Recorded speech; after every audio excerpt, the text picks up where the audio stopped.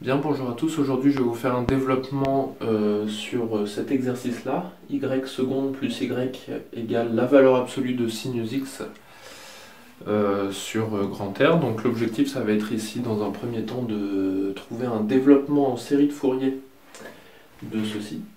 Et après, de trouver du coup une solution particulière pour cette équation. Et après, à l'aide de l'équation homogène, en déduire toutes les solutions sur R. Donc cet exercice, il est trouvable par exemple dans le livre de Rombaldi, Oral 2, donc celui-ci, leçon d'oral pour l'agrégation de mathématiques, seconde épreuve, les exercices. On peut faire ce développement pour plusieurs leçons. On peut le faire pour les équations différentielles et sur les séries de Fourier par exemple. Voilà, donc c'est parti. Comme d'habitude, 15 minutes pour faire le développement. Hop. Je vais essayer d'apporter un petit peu plus d'ingrédients que ce qui est fait dans le Rombaldi. Donc l'étape 1, ça va être de trouver un développement en série de Fourier de f, qui sera l'application qui à x associe la valeur absolue de sinus x. Voilà, donc sur grand R. Ici, pour faire ça, du coup, on va commencer par dire que f est C0 sur grand R et C1 par morceau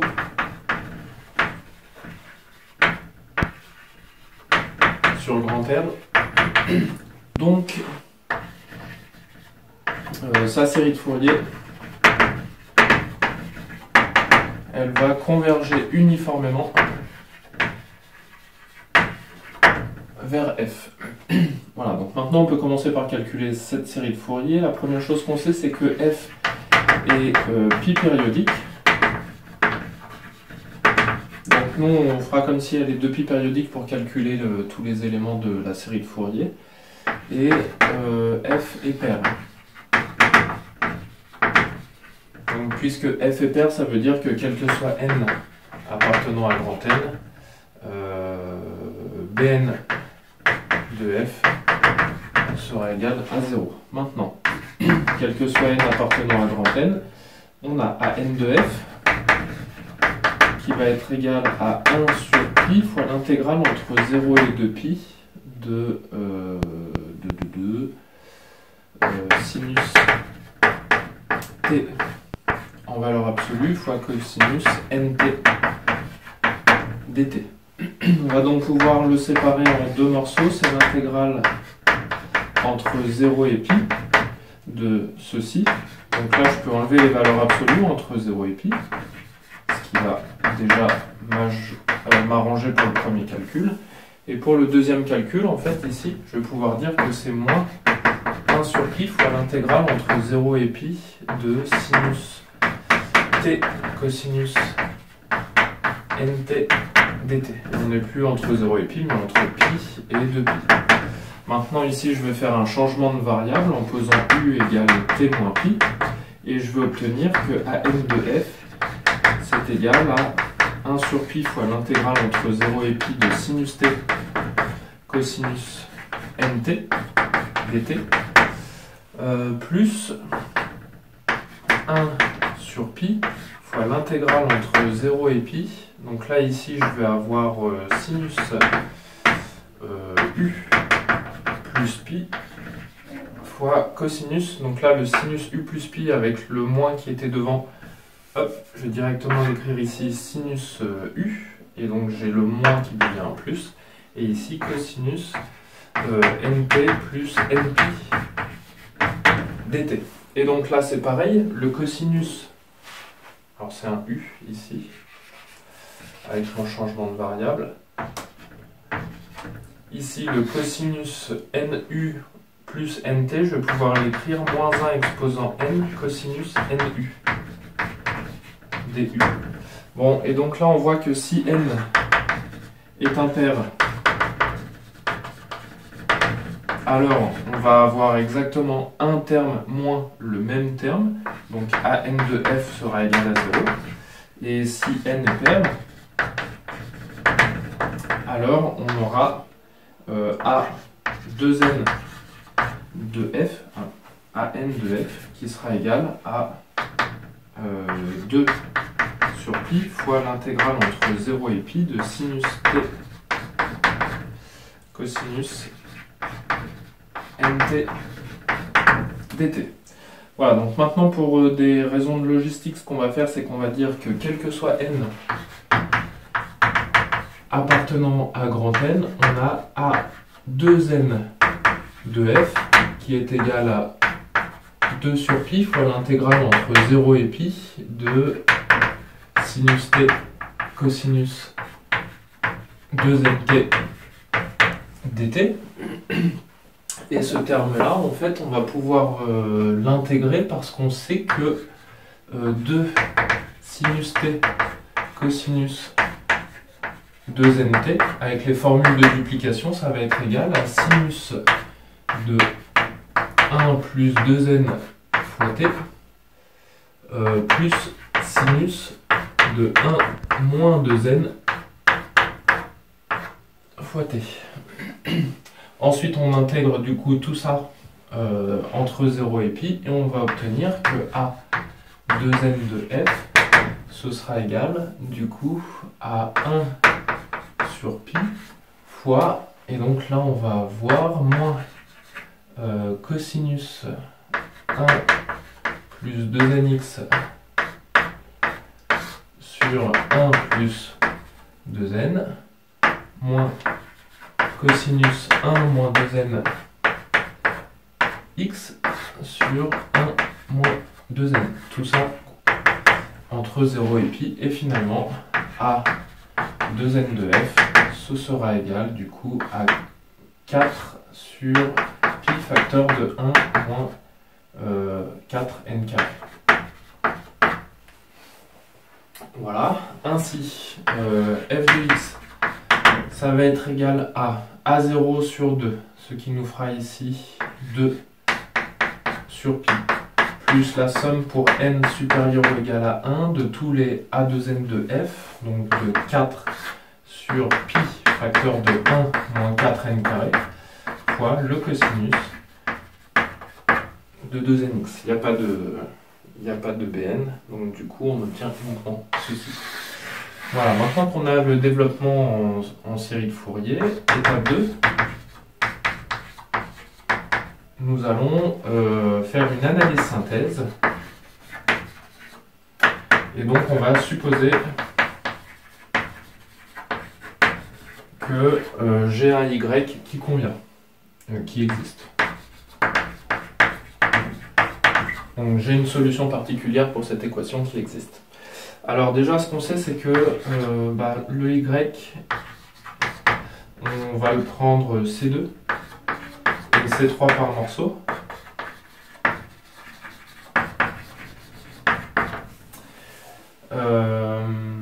Ok, qu'est-ce qu'on peut dire d'autre? On va le vouloir pi périodique.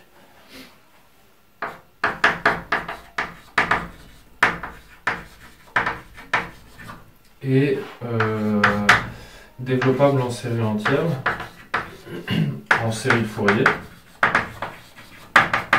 Ça veut dire que le y, il va s'écrire a0 de f sur 2 plus la somme pour tous les n supérieurs ou égal à 1 des a 2n de f cosinus 2nx plus b 2n de f sinus 2nx. Donc a priori ici on pourrait avoir des b2n.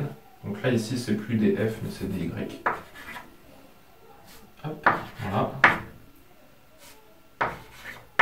Pour tout mettre comme il faut. Et ça doit vérifier du coup que il faut que ça vérifie que la série des n exposants k, oui, c'est comme ça que je vais le mettre, ou je le mettrai après. Je sais pas trop si je le mets maintenant ou après, non, je vais parler de ça après. Là, qu'est-ce qu'on peut dire de tout ça? Donc là, on a notre écriture, on calcule y seconde, qui va être égal du coup à moins 4 fois la somme pour n supérieur ou égal à 1 des n carré a 2n de y fois cosinus 2nx plus b 2n de y sinus 2nx.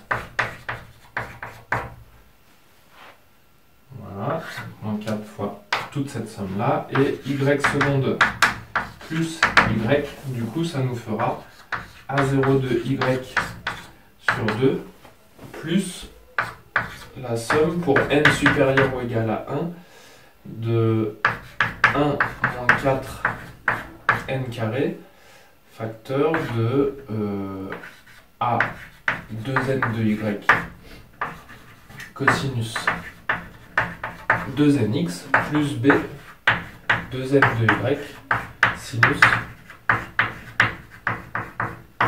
2nx. À partir de là, du coup, on va pouvoir dire que par unicité du développement en série de Fourier, on va voir que A0 de y sera égal à 2 sur pi, et alors là ça va être 4 sur pi, hein. 4 sur pi comme pour lui, et a 2n de y ce sera égal à 4 sur pi facteur de 1 moins 4n carré, le tout au carré ici. Voilà, et b 2n de f sera égal à 0. Donc de nouveau on aura une fonction qui sera paire.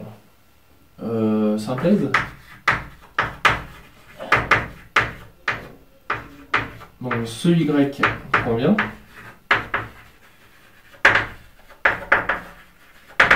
Car ce qu'on peut dire ici, c'est que si je fais la série des n exposants k sur 1 moins 4n carré, le tout au carré, en valeur absolue, ce sera strictement inférieur à plus l'infini pour k prenant les valeurs 0, 1 et 2.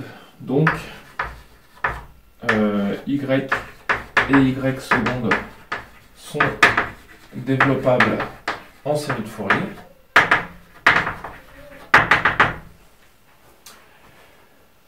Voilà, et y seconde plus y vérifie y seconde et y vérifie que y seconde plus y est égal à la valeur absolue de sinus x par convergence uniforme sur grand T. Voilà, donc ici on a une solution particulière. De plus, prenons l'équation homogène y seconde plus y égale 0. Alors ici, l'application qui a x associe sinus x et l'application qui a x associe cosinus x sont deux solutions particulières.